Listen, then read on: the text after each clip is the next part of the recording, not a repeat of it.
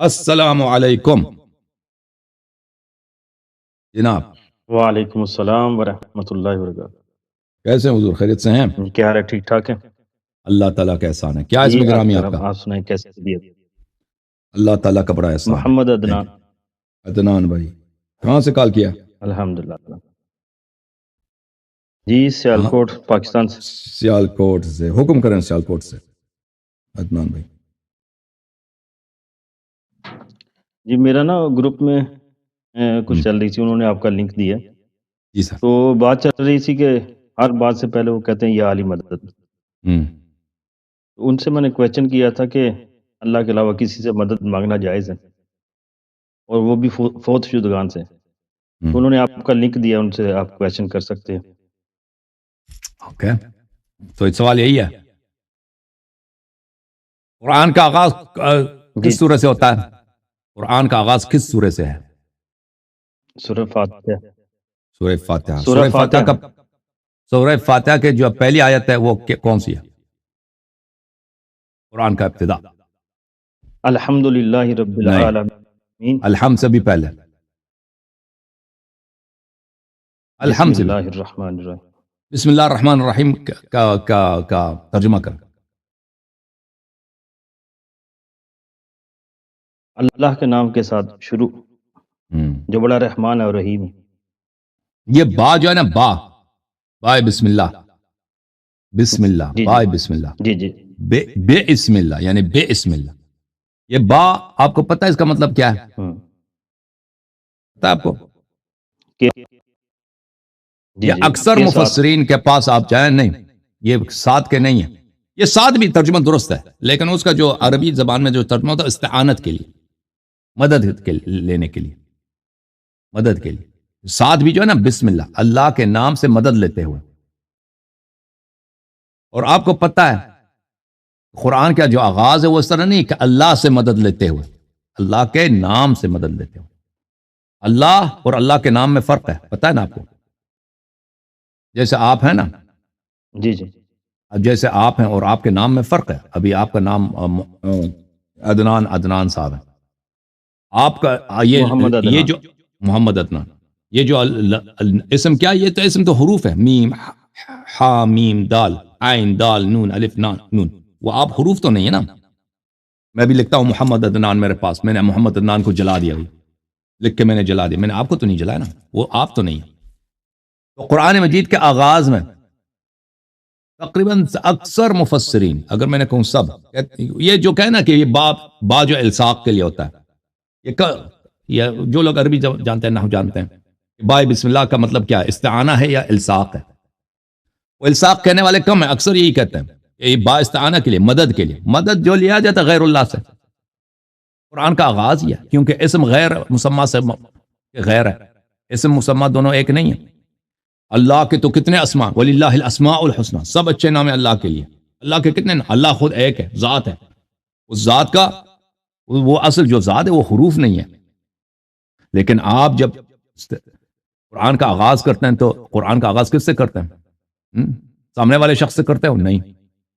اللہ کے نام۔ اللہ سے کرتے ہو؟ نہیں. اللہ کے نام سے کرتے ہو. اللہ کے نام سے مدد لیتے ہوئے میں آغاز کر رہا ہوں، ٹھیک ہے نا؟ ختم بات.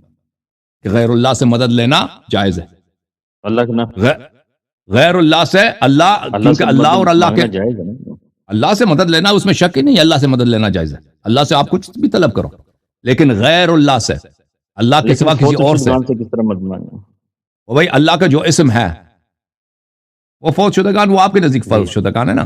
کہ کوئی آپ مجھے کوئی دکھائے نا، کوئی آیا کہ اگر اللہ کا جو ولی دنیا سے گیا ہے وہ دیکھتا نہیں ہے، وہ سنتا نہیں ہے، وہ جو ہے وہ آپ کو مدد نہیں کر سکتا. یہ کوئی ہے؟ کوئی قرآن کیا یا کوئی کسی مسلمان کا یہ عقیدہ ہے؟ ہاں جی ہے، بالکل ہے۔ سورہ فاتحہ آیت نمبر 22 میں پڑھیں گے نا؟ پڑھو، آپ پڑھ کے سنا. اللہ رب العالمین نے بڑے واضح الفاظ میں فرمایا کہ زندہ اور مردہ برابر نہیں ہو سکتے۔ اللہ جس کو چاہے سنائے۔ وما انت بمسمع من فی القبور، اے نبی تم بھی نہیں ان کو سنا سکتے جو قبروں میں۔ وہ پتہ ہے وہ کس کی بات ہو رہی ہے؟ ہم کبھی دنیا نبی میں تو صلی ایک اللہ، دوسرے کی مدد، دنیا میں تو ایک دوسرے کی مدد کر سکتے ہیں، جس طرح وہ بھی، ان کے لیے بھی کچھ شرائط ہیں لیکن جو فوت ہو جاتے ہیں وہ کسی طرح مدد کر سکتے ہیں؟ وہ آیا بھی آپ غلط پڑھ رہے ہیں. وما انت بمسمع من فی القبور. پتہ ہے نبی صلی اللہ علیہ وسلم کبھی نہیں گئے کہ کسی قبرستان میں لوگوں کو مسلمان بنائیں. آیا کہ آپ پورا پڑھیں اور ترجمہ کریں تاکہ میں اس کا جواب دوں. اگر آپ کو نہیں آتا تو میں پڑھ کے ترجمہ کرتا ہوں اور جواب دے دیتا ہوں. جی جی آپ کریں ترجمہ. میں کھول لیتا ہوں. میں پہلے ڈھونڈ لوں کہ یہ کس صفحے میں ہے، پھر میں آپ کو قرآن کھول کے سورہ فاتر آیت نمبر 22 ہے. ٹھیک ہے، سورہ فاتر آیت نمبر 22.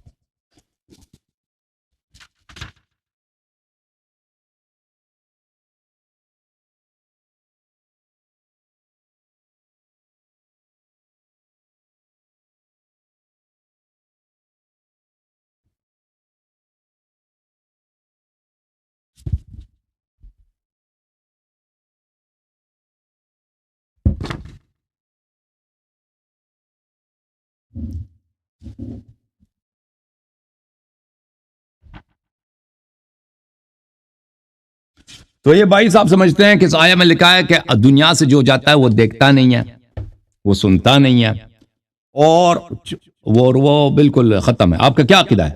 جو لوگ قبروں میں وہ دیکھتے سنتے نہیں ہیں. میرا عقیدہ یہ ہے کہ وہ دنیا کے معاملات سے کٹ جاتے ہیں، کیونکہ ایک تو دنیا کی زندگی ہے، ایک عالم برزخ ہے.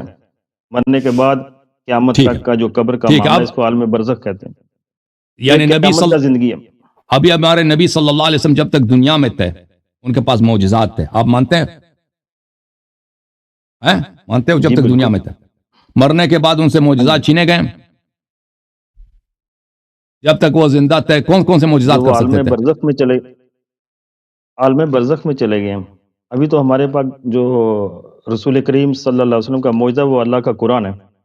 یہ قیامت تک کے لیے معجزہ. اور بھی معجزات ہیں، صرف معجزہ نہیں. وہ شق القمر معجزہ نہیں ہے. لیکن وہ تو رسول کریم صلی اللہ علیہ وسلم کی زندگی میں تھا نا. انہوں نے زندگی میں تھا بھائی، زندگی میں تھا بھائی. پتہ ہے عرض یہ ہے کہ آپ کہتے قرآن تھا، قرآن کے علاوہ بھی معجزات تھے. انہوں نے شفا بھی دی ہیں. پتہ ہے حضرت امیر المومنین علیہ السلام کی آنکھ مبارک کو شفا دی. انہوں نے دعا کی کہ امیر المومنین علیہ الصلوۃ والسلام کو کبھی گرمی اور سردی نہ لگے. تو امیر المومنین علیہ السلام آخر حیات تک فرماتے تھے کہ اب میرے آنکھ میں کبھی تکلیف نہیں ہے اور مجھے کبھی گرمی اور سردی نہیں لگتی. ٹھیک ہے نا. اور بھی بہت سارے معجزات ہیں. ٹھیک ہے نا. اور بھی بہت سارے آپ لوگوں کے آپ نے کہا نا کہ وہ ان لوگوں کے کتب میں معجزات پیغمبر بہت کم ہیں. ہمارے کتب میں ہزاروں کی تعداد میں معجزات ہیں نبی کریم صلی اللہ علیہ وسلم کے. اچھا تو اب آپ سے سوال یہ ہے کہ دنیا سے جانے کے بعد ان سے معجزات نہیں کر سکتے نا دنیا میں. وہ آپ کا یہ عقیدہ ہے؟ جرات کرو نا، بولو. جی میں کہہ رہا ہوں جو بھی فوت ہو جاتا ہے وہ میں کہہ رہا ہوں جو بھی فوت ہوتا ہے وہ عالم برزخ میں چلا جاتا ہے. اس کا عالم برزخ میں عالم برزخ میں آپ یہی سمجھتے ہیں کہ اب وہ اس دنیا میں معجزات نہیں کر سکتے. جی جی. اور اس کی دلیل کیا ہے؟ اس کے پاس کوئی دلیل تو نہیں. یہی آیا ہے قرآن سورہ فاتر کی آیہ نمبر 22 ہے. ٹھیک ہے نا. آیہ نمبر 22 دیکھتے ہیں کہ آیہ نمبر 22 جو ہے کیا کہہ رہا ہے سورہ فاتر کی. اگر آپ دیکھیں عزیزوں، قرآن مجید کا جب بھی غلط ترجمہ کریں تو لازمی بات ہے غلط ترجمے سے تو آپ کچھ بھی نکال سکتے ہیں. قرآن مجید کا فرمان ہے، سورہ مبارک فاتر ہے میرے محترم عزیزوں. فاتر آیات سنیں. اعوذ باللہ من الشیطان الرجیم. وما يستوي الاعمى والبصیر. نابینا اور بینا برابر نہیں ہو سکتے. یہ نابینا اور بینا کس نابینا اور بینا کی بات ہو رہی ہے؟ بالکل. نابینا اور بینا کی جو بات ہو رہی ہے ایک دیکھنے والا ایک نہ دیکھنے والا نہیں ہوتا. اس سے مراد وہ نہیں ہے. اعمیٰ وہ جو حق کو نہیں دیکھتا اور بصیر وہ جو حق کو دیکھتا. یہ ظاہری چشم کی بات نہیں ہو رہی، ظاہری آنکھ کی بات نہیں ہو رہی ہے. صحیح ہے؟ صحیح ہے. اس سے مراد وہ لیں گے کیونکہ اللہ رب العالمین واضح مثال دے رہے ہیں. ایک دیکھنے والا ہے ایک نہ دیکھنے والا، یہ برابر نہیں ہو سکتے نا. جس طرح عالم اور جاہل برابر نہیں ہو سکتے. جو دیکھنے کی جو بات ہو رہی ہے یہ اس آنکھ سے دیکھنے کی بات نہیں ہو رہی ہے. یہ حق کو دیکھنے اور حق کو قبول کرنے کی بات ہو رہی ہے. یہ ظاہر کی بات نہیں ہو رہی ہے. ولا الظلمات ولا النور. اور ظلمات تاریکیاں اور نور برابر نہیں ہو سکتے. یہ کس ظلمات اور نور سے کیا مراد ہے؟ ظلمات یعنی جہالتیں، بدعتیں. ظلمات اندھیرا بالکل وہی. ہاں لیکن یہ مجاز ہے. اللہ تعالیٰ جو لائٹ والی جو لائٹ ہے اس کی بات نہیں کر رہے. یہ جو نور ہے نا وہ نور ہے جو اللہ نے بھیجا ہے. قرآن اور ایمان کی بات ہو رہی. قرآن اور ایمان جو ہدایت ہے اللہ کی جانب سے اور جو جہالت گمراہی یہ برابر نہیں ہو سکتی. اس سے مراد ظاہر نہیں ہے جو ظاہر اس کے جو لفظی معنی ہے. ولا الظل والحرور اور سایہ اور گرمی برابر نہیں ہے. سایہ یعنی ٹھنڈ اور حرور گرمی. یا یہی مراد ہے قرآن کی. حرارت جو ہاں گرمی. ہاں یہی مراد ہے. یا یہ کہ اللہ کی نعمت اور اللہ کا عذاب برابر نہیں ہے. مثال دے رہے ہیں نا. سن لو اللہ رب سن لو. العالمین یہ کون سی آیت ہے بھائی؟ یہ آیت نمبر 21 میں پہنچ گیا ہے. یہ آیت نمبر وما يستوي الاحياء والاموات. اور مردہ اور زندہ برابر نہیں ہے. مردہ اور زندہ برابر نہیں ہے. یہ مردہ اور زندہ جو یہاں پہ کہا جا رہا ہے اس سے واقعا مردہ اور زندہ جو آپ سمجھ رہے ہیں وہ نہیں ہے. مردہ سے مراد کافر ہیں چاہے وہ اس دنیا میں چل رہے ہوں, اور زندہ سے مراد مومن ہیں چاہے وہ اس دنیا سے گئے ہوں. یہ مراد ہے اس سے. اب یہ مزید آئے گا. وما انت بمسمع من فی القبور. اور جو لوگ قبروں میں آپ ان کو نہیں سنا سکتے. یہ وہابی لوگ سمجھتے ہیں کہ پیغمبر صلی اللہ علیہ وسلم جاتے تھے قبروں میں, قبرستان میں, ادھر کسی کافروں کو ان کو مسلمان بنانے کی کوشش کی انہوں نے, اور پیغمبر نے یہ کیا. ہم نے کب کہا کہ وہ قبروں میں جا کر مسلمان. ہاں یہ جو آیت آپ نے کہا نا کہ پیغمبر صلی اللہ علیہ وسلم اب عالم برزخ میں چلے گئے ہیں, وہ قبر میں ہیں, تو ان کا دنیا سے کوئی تعلق ہی نہیں, ان کو پتہ ہی نہیں یہاں پہ کیا ہو رہا ہے. اس سے یہ مراد نہیں ہے وما انت بمسمع من فی القبور. اس سے مراد یہ ہے وہ کافر جو ابھی دنیا میں چل رہے ہیں نا, یہ ایسے ہیں کہ ابھی یہ مردہ ہیں. یہ کبھی ان الذین کفروا سواء علیہم انذرتهم ام لم تنذرهم لا یؤمنون. اس آیت کا کیا مطلب ہے؟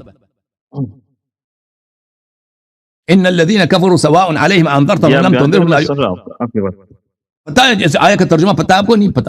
آپ سنائیں نا, ان الذین کفروا, یہ تو سب کو پتہ ہے. ان الذین کفروا. آپ بات بھی کریں, میں انشاءاللہ آپ کو. آپ ترجمہ کریں نا, مجھے پتہ چلے کہ آپ کو آتا ہے. ترجمہ کریں. او بھائی کیوں نہیں جواب دے رہا ہے؟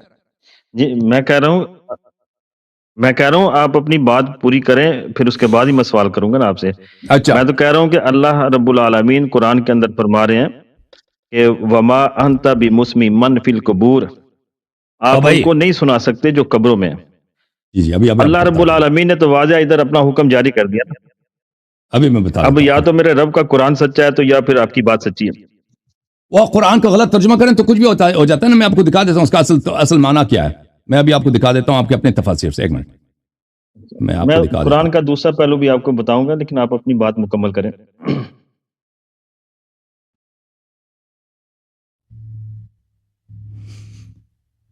میری آواز آ رہی ہے؟ آ رہی آواز آپ کی آ رہی ہے. ان وما انت بمسمع من فی القبور, اس کا مطلب یہ نہیں ہے کہ قبر میں جو لوگ ہیں وہ نہیں سنتے. میں آپ کو کچھ بخاری کہاں گئی, بخاری میں آپ کو دکھا دیتا ہوں کہ آپ قبروں میں, اس کا مطلب یہ نہیں ہے کہ قبروں میں کوئی سن نہیں سکتا. میں آپ کو بخاری کی ایک روایت دکھا دوں. آیا کا مطلب یہ نہیں ہے. یہ کافر کو اللہ تعالیٰ نے کہا ہے, جیسے کہ کافر کو اللہ تعالیٰ نے نابینا کہا ہے, کافر کو اللہ تعالیٰ نے ظلمات میں رہنے والا شخص کہا ہے, گرمی میں رہنے والا شخص کہا ہے. اسی طرح کافر اللہ رب العالمین نے مثالیں دے کر کہا ہے. بالکل یہ مثال جو ہے نا, مثال سے اصل مراد کوئی اور چیز ہے, خود مثال مراد نہیں ہے. اچھا بلی مثال کے متعلق قرآن مجید میں اللہ تعالیٰ نے فرمایا وما یعقلها الا العالمون. صرف علماء ہماری مثالوں کو سمجھتے ہیں, عام لوگ نہیں سمجھ سکتے. اچھا میں آپ کی خدمت میں دکھا دوں ایک روایت تھا.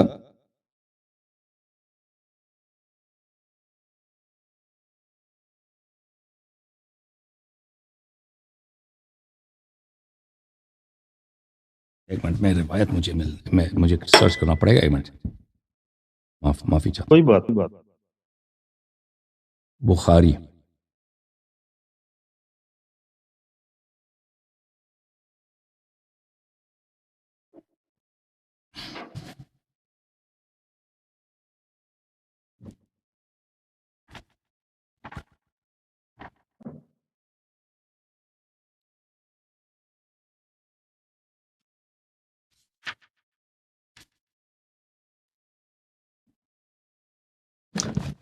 یہ کتاب ہے میرے ہاتھ میں, بخاری. میرے محترم ناظرین ملاحظہ فرمائی, کتاب بخاری میں حدیث ایک باب ہے کتاب الجنائز میں, کتاب ہے کتاب الجنائز, جی چاپ دار احیاء تراث العربی، یہاں پہ صفحہ نمبر 241 میں باب المیت یسمع خفق النعال، میت جو ہے جوتوں کی آواز سنتا ہے، المیت یسمع خفق النعال، جی بالکل صحیح جوتوں حدیث ہے۔ عن النبی صلی اللہ علیہ وسلم، نبی نے فرمایا صلی اللہ علیہ وسلم، العبد اذا وضع في قبره وتولى وذهب اصحابه، میت کو جب قبر میں رکھتے ہیں اور اس کے ساتھی وہاں سے اس کو دفن کر کے چلے جاتے ہیں، حتی انه ليسمع قرع نعالهم، اس کے وہ میت چاہے مسلمان ہے کافر ہے اسے فرق نہیں پڑتا، وہ ان کے جوتوں کی آہٹ بھی سن لیتا ہے، ٹھیک ہے نا، وما انت بمسمع في القبور، جی بالکل ہاں تو پھر اس کا مطلب یہ نہیں کہ قبر والے نہیں اللہ رب سنتے، العالمین جو بات اور فرما رہے سن ہیں لینا، وما انت بمسمع ہاں بمسمع من في ادھر القبور، مطلق بات کی اللہ رب العالمین بات کر رہے ہیں، یعنی مطلق بات قبر والا نہیں سنتا۔ او بھائی میرے بات سنیں، یہ جو قبر والے جوتوں کی آواز سنتے ہیں وہ ان کی باتیں بھی سنتے ہیں، یا آپ کا عقیدہ یہ ہے کہ وہ صرف جوتوں کی آواز سنتے ہیں لوگوں کی باتیں نہیں سنتے؟ آپ کا یہ عقیدہ ہے؟ جوتوں کی آواز پیروں کی آہٹ سنتے ہیں؟ قرآن کا ایک اور پہلو لے لیتے ہیں، نہیں، قرآن کا ایک آپ اور مجھے پہلو لے بتائیں نا، لیتے ہیں۔ او بھائی نبی صلی اللہ علیہ وسلم خود قرآن کے متعلق خلاف بات کر سکتے ہیں؟ آپ کو زیادہ قرآن کا علم ہے یا نبی کو زیادہ علم ہے؟ ہم کو تو رسول کریم صلی اللہ علیہ وسلم نے جو تعلیمات دی ہے جو محفوظ ہے وہ اسی سے ہم ہاں، تعلیم حاصل کرتے ہیں۔ قرآن میں جو مثالیں ہیں، قرآن میں جو مثال ہے ان سے مراد وہ اصلی مقصود وہ مثال نہیں ہوتا، اس سے جو ممثل ہے جس کے لیے مثال دیا گیا وہ مقصود و مراد ہوتا ہے، آپ کو پتہ ہے اس کا نا؟ جی صحیح ہے، صحیح عرض کر رہا ہوں؟ جی بالکل پتہ ہے، جی جی تو یہاں پر وما انت بمسمع من فی القبور، جیسے پہلے یہ آیات کا ایک سلسلہ ہے، ان آیات میں اللہ تعالیٰ نے کافر کو کیا بولا ہے؟ نابینا بولا ہے، حالانکہ ابن مکتوم جو تھا، ابن مکتوم ایک صحابی ہے، نابینا ہے، اس سے وہ نابینا مراد نہیں ہے، اس سے وہ نابینا مراد نہیں ہے، اس سے جو نابینا مراد ہے وہ جو ہدایت کے راستے پہ نہیں ہے، اس سے وہ مراد ہے جو حق کو نہیں دیکھتے۔ بالکل بالکل اللہ اسی رب طرح العالمین اسی مثال طرح یہ دے وما رہے ہیں انت کہ جس بمسمع طرح من فی بینا القبور، اور نابینا برابر، کہ جی آپ قبر والوں کو نہیں سنا سکتے، اس کا مطلب یہ نہیں ہے کہ نبی صلی اللہ علیہ وسلم جاتے تھے ادھر قبروں میں قبر والوں کو مسلمان کرنے کی کوشش کرتے تھے، یہ کوئی اس کا ترجمہ نہیں ہے، اور کوئی اس کی اس کا مطلب یہ ہے کہ جو کافر قرآن کا ہیں، ایک اور پہلو لیں گے نا پھر نہیں بات کو اجازت دیں، سمجھنے میں کافر، آسانی ہوگی۔ اور آپ سر کی آیت نمبر 13-14 بھی دیکھ لیں، اس کے آیت نمبر 13-14، جی والذین تدعون من دونہ، اللہ کو چھوڑ کر جنہیں تم پکارتے ہو وہ ایک تنکے کے بھی مالک نہیں، اگر انہیں پکارو تو وہ تمہاری دعائیں سن نہیں سکتے۔ یہ اللہ رب العالمین نے بڑے واضح الفاظ میں فرما دیا، اگر سن لیں، میرا رب فرماتا ہے اگر سن لیں تو ان کا جواب بھی نہیں دے سکتے، اور قیامت کے روز وہ تمہارے شرک کا انکار کر دیں گے۔ یعنی اللہ رب العالمین نے اس کو شرک قرار دیا کہ آپ اللہ کو چھوڑ کر جن قبر والوں کو پکاریں گے یہ تو شرک ہے۔ حقیقت حال کی ایسی صحیح خبر اللہ رب العالمین فرماتے ہیں تمہیں ایک خبردار کے سوا کوئی دے ہی نہیں سکتا۔ کس سورہ کی بات کر رہے ہیں آپ؟ سورہ فاطر یہی صورت ہے، آیت نمبر 13 اور 14 سورہ فاطر۔ آپ پڑھیں نا آیت تو پڑھیں، میں ان الذین تدعون من دون اللہ عباد امثالکم، یہ وہ آیت ہے۔ والذین تدعون من دونہ ما یملکون من قطمیر، من قطمیر، اللہ کو چھوڑ کر جنہیں تم پکارتے ہو وہ ایک قطمیر کے بھی مالک نہیں، اگر انہیں پکارو تو وہ تمہاری دعائیں سن نہیں سکتے، اگر سن لیں تو وہ ان کا جواب نہیں دے سکتے، اور قیامت کے روز وہ تمہارے شرک کا انکار کر دیں گے۔ حقیقت حال کی ایسی صحیح خبر تمہیں ایک خبردار کے سوا کوئی دے ہی نہیں سکتا۔ تو اگر قرآن کا آپ غلط ترجمہ کریں تو اس میں شیعوں کا قصور ہے؟ عدنان بھائی جی آپ صحیح ترجمہ کر دیں، جی وَيَوْمَ الْقِيَامَةِ يَكْفُرُونَ بِشِرْكِكُمْ، اگر قرآن کا ترجمہ غلط کریں تو اس میں شیعوں کا قصور ہے۔ ان الذین تدعون من دون اللہ، میں تو طالب علم ہوں، آپ سے علم حاصل کرنے کے لیے بیٹھا ہوں، میں تو سر آپ سے پوچھ رہا ہوں۔ دیکھیں یہ دیکھیں میرے محترم، یہ آیات تو اللہ نے نازل کی ہیں نبی صلی اللہ علیہ وسلم پر، آپ طالب علم ہونے کے ناطے میں آپ سے عرض کر رہا ہوں اور دوسرے جو سن رہے ہیں ان کو کہ دیکھیں یہ آیات یہ 8ویں صدی میں ابن تیمیہ پہ نازل نہیں ہوئی، یہ آیات حضرت محمد مصطفیٰ صلی اللہ علیہ وسلم پہ نازل ہوئی ہیں، اور یہ آیات مسلمانوں کے درمیان تھیں، مسلمانوں کے درمیان یہ سب آیات موجود تھی اور سب مسلمان اس کی تلاوت کرتے تھے، اور 7-8 صدیاں گزر گئی ہیں، پھر ابن تیمیہ آیا۔ ان صدیوں میں بہت بڑے علماء گزرے ہیں، شیعہ میں، غیر شیعہ میں، اہل بیت علیہ السلام میں، صحابہ میں، بڑے بڑے علماء جن کو عربی اچھی طرح آتی تھی اور جن کا کام تفسیر تھا، جنہوں نے تفاسیر لکھیاں، ان میں سے کسی نے یہ نہیں کہا کہ غیر اللہ کو پکارنا شرک ہے۔ محمد عدنان بھائی آپ فریز ہو گئے، فریز، کسی نے نہیں کہا۔ یہ ابن تیمیہ 8ویں صدی میں آیا ہے، نہیں آ رہے ہیں، مجھے تھوڑی آواز روک دیجیے، ٹھیک ہے۔ ابن تیمیہ 8ویں صدی میں آیا ہے، تو اس نے سب مسلمانوں کو مشرک کہا۔ پہلی بات آپ کو سوچنے کے لیے ہے کہ ابن تیمیہ سے پہلے کیوں کسی نے نہیں کہا کہ یہ غیر اللہ کو پکارنا شرک ہے، ٹھیک ہے نا؟ آیات تو موجود تھی، وہ لوگ بیوقوف بھی نہیں تھے، جاہل بھی نہیں تھے، انہوں نے قرآن کی تفاسیر لکھی ہیں، قرآن کی آیات کو بار بار غور اور تدبر سے اس کے ساتھ پڑھی ہیں، تو ان میں سے کسی نے کیوں نہیں کہا یہ آیات شرک ہے؟ ابن تیمیہ آیا اور اس نے سب کو مشرک بنا دیا۔ اچھا، میرا ایک معصومانہ سا سوال ہے، یہ میرا ایک معصومانہ سوال ہے۔ جی سر۔ اللہ رب العالمین نے قرآن میں تقریباً 70 کے قریب دعائیں سکھائی ہیں، رسول کریم صلی اللہ علیہ وآلہ وسلم نے اور سوال ہے 700 کے قریب دعائیں سکھائیں، ساری کی ساری اللہم ربنا اللہم ربنا، کہ اپنے رب کو پکارنے سے بھائی دیکھیں یہ آیات موجود تھی، تو آپ نے کبھی نہیں سوچا کہ ابن تیمیہ سے پہلے کیوں لوگ اس کو شرک نہیں سمجھتے تھے؟ وہ سب بیوقوف تھے، صلی اللہ علیہ وسلم بھی شرک سمجھتے نہیں شرک سمجھتے تھے۔ کوئی ایک حدیث دکھاؤ کہ پیغمبر صلی اللہ علیہ وسلم نے کہا ہو کہ غیر اللہ سے مدد لینا ہم شرک ہے۔ ایک صحابی کا قول دکھاؤ مجھے، ایک تابعی کا قول مجھے دکھاؤ، اپنی کتابوں سے دکھاؤ۔ حدیث بالکل آپ کو دکھاؤں گا، ابھی دکھاؤں گا۔